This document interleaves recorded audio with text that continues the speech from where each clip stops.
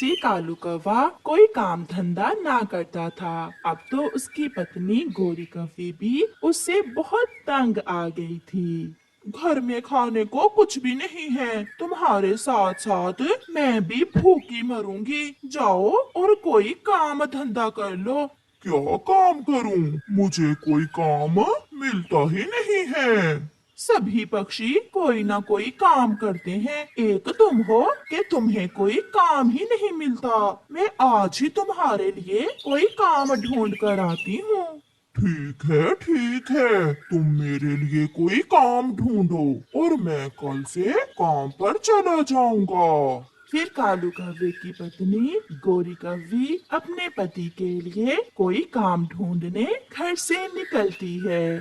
चिड़िया बहन वो हर समय घर में सोया रहता है। मैं जब भी काम करने का कहती हूँ तो आगे से कहता है कि मुझे कोई काम मिलता ही नहीं है। आप कबूतर के पास जाएं, उसका चाय का होटल है। मुझे पूरा विश्वास है कबूतर आपके पति को काम पर रख लेगा। फिर गोरी कौवी कबूतर के होटल की तरफ जाती है। देख लो गोरी, अगर आपका पति कालू कौवा काम अच्छे से करेगा तो मैं उसे अपने पास रख लेता हूँ। करेगा कबूतर भैया, क्यों नहीं करेगा। मैं कल ही उसे आपके पास काम पर भेज दूंगी। फिर ऐसे गोरी कौवी खुशी खुशी घर वापस चली जाती है।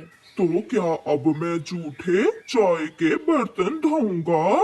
कालू जी, कोई भी काम छोटा बड़ा नहीं होता। मेहनत करने में क्या शर्म। आप कल से काम पर जाएं और अगर कोई दूसरा काम मिले तो फिर वो कर लेना। ऐसे दूसरे दिन कालू कौवा ना चाहते हुए भी अपनी पत्नी के कहने पर काम पर चला जाता है।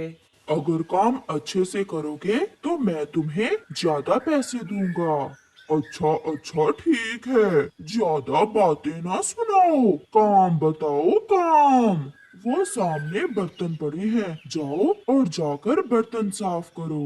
कालू कौवा क्या जाने काम कैसे करते हैं। वो एक बार कबूतर को देखता और एक बार गंदे बर्तनों की तरफ। मर जाऊंगा मगर मैं ऐसे गंदे बर्तन साफ नहीं करूंगा। कुछ ऐसा करता हूँ जो ये कबूतर मुझे खुद ही यहाँ से भगा दे। ऐसा सोचते हुए कालू कौवा दो नए कप तोड़ देता है। कप टूटने की आवाज सुनकर चाचा कबूतर भी वहां आ जाता है। बेशरम आवारा कौवे, मेरे नए कप तोड़ दिए तुमने। अंधे हो क्या? मुंह संभाल कर बात करो मोटे चाचा कबूतर। अगर तुम मुझसे बड़े ना होते तो अभी तुम्हारी अकड़ निकाल देता मैं तुम्हारे जैसे आवारा के मुंह नहीं लगना चाहता। वो तो तुम्हारी पत्नी रो रही थी, मुझे उस पर दया आ गई। भाग जाओ यहाँ से और फिर कभी मेरे होटल के पास से भी ना गुजरना। यही तो कालू कौवा चाहता था। वो कुछ बोले बिना तुरंत वहां से घर वापस चला जाता है। ये क्या काम है, अभी तो आधा दिन भी नहीं गुजरा और तुम अभी से घर आ गए हो। निकाल दिया उसने मुझे काम से।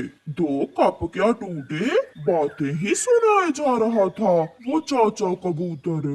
काम तो तुम्हें करना पड़ेगा। अगर तुमने कोई काम ना किया मैं भी अपने भाई के पास अपने मैके चली जाऊंगी।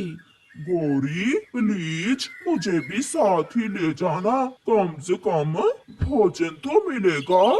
दूसरे दिन गौरी कवि मिठू तोते से बात करती है। मिठू का आमों का बाग था। मिठू भाई, मेरे पति को अपने आमों के बाग में रख ले, चाहे तनख्वाह थोड़ी कम ही दे देना। ऐसा ना हो कि तुम्हारा पति कालू कौवा मेरा नुकसान ही करे। नहीं नहीं भाई जी, वो अब दिल लगाकर काम करेगा, मैंने समझा दिया है उसे। तो फिर आज ही उसे काम पर भेज दो। गोरी कवि ये सुनकर बहुत खुश होती है और घर वापस जाती है। कालू कौवा अभी तक सोया हुआ था। उठो कालू और काम पर जाओ, मैंने मिठू से बात कर ली है। एक हर समय तुम्हें मेरे काम की ही चिंता रहती है। क्या काम करूंगा मैं मिठू के आमों के बाग में? तुम काम पर जाओ, मिठू आपको सब समझा देगा। कालू जानता था कि अब उसे काम पर जाना ही होगा। फिर कालू कौवा घर से निकलता है। रास्ते में जाते हुए वो सोच रहा था कि ऐसा क्या करे कि मिठू उसे काम से हटा दे। कौवा मिठू के बाग में पहुंच जाता है। जी मिठू जी, बताएं क्या काम करना है मुझे? बोल तो ऐसे रहे हो जैसे मैं तुम्हारा नौकर और तुम मालिक हो। गरीबी में भी कैसी कैसी बातें सुनने को मिलती हैं। आप काम बताइए, काम, बाकी बातें छोड़ें। पक्के पक्के आम तोड़कर इस टोकरी में डालो, और हाँ, सारे आम खा न जाना, केवल एक आम तुम खा सकते हो। काम बताकर मिठू वहाँ से चला जाता है। हाँ, ये ठीक है। ऐसे तो मिठू आज ही मुझे यहाँ से भगा देगा। फिर कालू कच्चे कच्चे आम तोड़कर टोकरी में रखने लगता है। वो कच्चे आमों की टोकरी भर लेता है।